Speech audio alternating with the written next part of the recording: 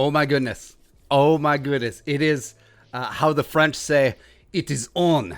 It is on, man. Adam Schefter this afternoon dropped a little bit of a bomb. He tweeted this quote: "Pro Bowl running back Dalvin Cook will no longer will participate in any team-related activities until and unless he receives a reasonable deal." A source said Monday. "He's out," a source told ESPN. "Without a reasonable extension, he will not be showing up for camp or beyond." End quote. Now, I think we can tell who the source is. Probably someone in Dalvin's representation, right? So this is the steps it takes when you're negotiating through the media. And as we've always said on here, when negotiations are not going well, that's when the leaks come out. And again, cui bono, who benefits? Who benefits from this?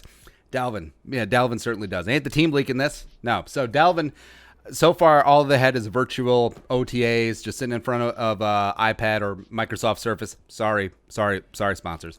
Then that's it. But if teams are allowed to be back in the facility, back for a mini camp at the end of June, probably not at this stage, or training camp at the end of July, there's a lot going on, man. And we were worried about this. We have said on here that I think Dalvin's best course of action is play 2019 out, prove that you can stay healthy, prove that you can be this amazing 3-down back that we know that you can, like you were for most of last season before you got hurt in the Denver game. So just do that. And then you will get upper strata money. Then you will get Zeke money. Then you will get Christian McCaffrey money. But this, I don't know. I think rightfully so, the Vikings are a little bit hesitant for breaking the bank on Dalvin Cook.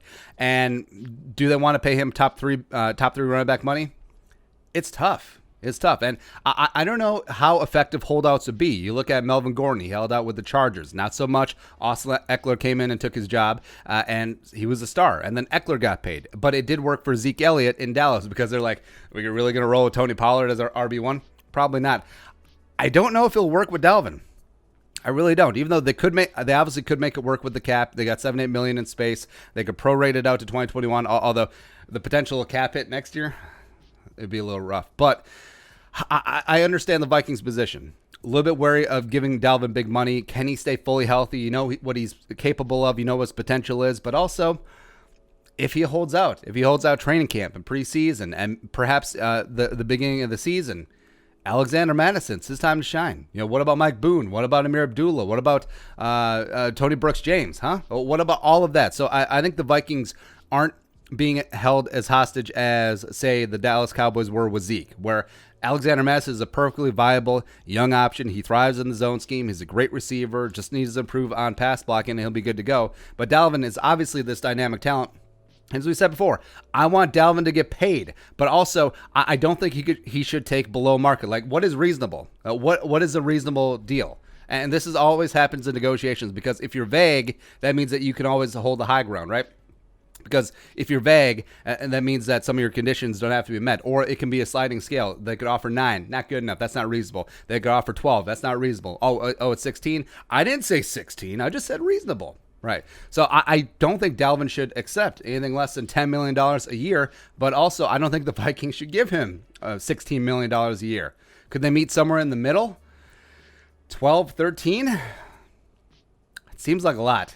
That does seem like a lot. And again, this is coming from a big Dalvin fan, but you remember everything with the health.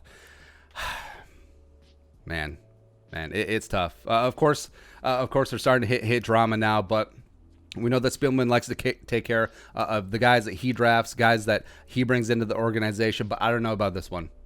I'm not a big fan of paying running backs just because it is the position of attrition. Love Dalvin Cook, but that is a big gamble. That is a big price tag. So we'll see. Of course, we got drama. Of course, we got drama right now. But we'll see. We'll see if he actually takes it down. Right now, it doesn't matter. There's nothing going on. But training camp, once the training camps get approved, and if he actually starts holding out training camp, racking up those fines, could be tough. But we'll see. All right, your thoughts. Dalvin potentially holding out? Let us know in the comment section below. Subscribe for daily Vikings takes. You want to support the work? Post on the Venmo. Please give us a follow on social media as well. But until next time, Skol, production value.